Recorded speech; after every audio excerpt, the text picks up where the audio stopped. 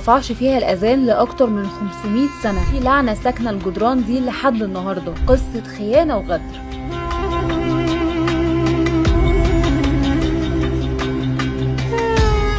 جامع اتبنى على ايدين راجل خاين والناس بتقول انه ملعون. ده جامع خير بك، او زي ما الناس بتقول عنه خاين بك.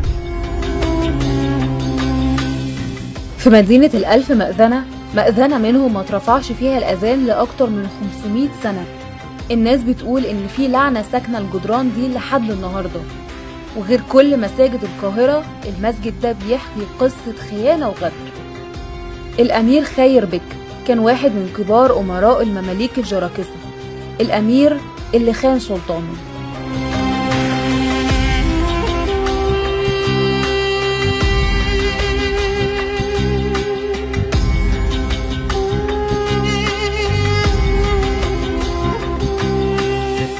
في معركة مرج ضابق انتصر العثمانيين ودخلوا مصر، لكن الفوز ما كانش بس بسبب تفوقهم العسكري، لكن كمان كان بسبب ان الامير خير بك تحالف معاهم وخان سلطانه طومان باي.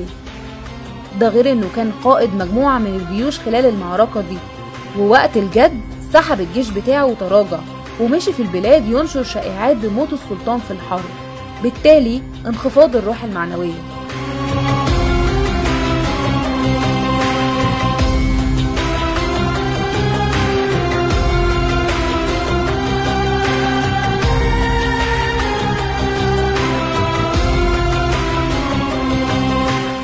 بسبب خيانته دخل العثمانيين مصر وشنقوا طومان باي على باب زويلة، وطبعا خير بيك قبض الثمن، واللي كان انه اصبح والي على مصر.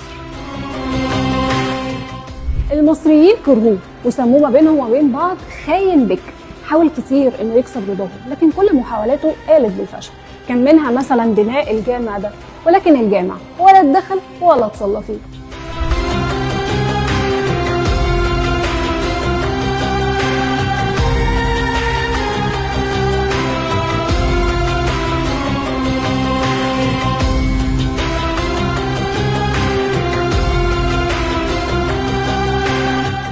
المسجد موجود في شارع باب الوزير، اتبنى سنة 1502. تصميمه بيجمع ما بين المعمار المملوكي والعثماني. الناس بتقول إن الجامع ملعون عشان اللي بناه راجل خاين وإيده متلطخة بالدم، فلم يرفع به الأذان. عندهم قناعة إن ربنا ما حبش اسمه يتذكر في مكان اتبنى على خيانة.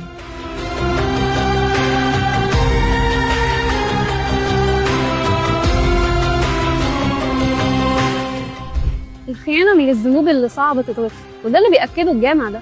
فبالرغم من كل محاولات خير بك انه يكفر عن ذنبه، للأسف اتسجل في تاريخه ولسه بيتحكي لحد النهارده.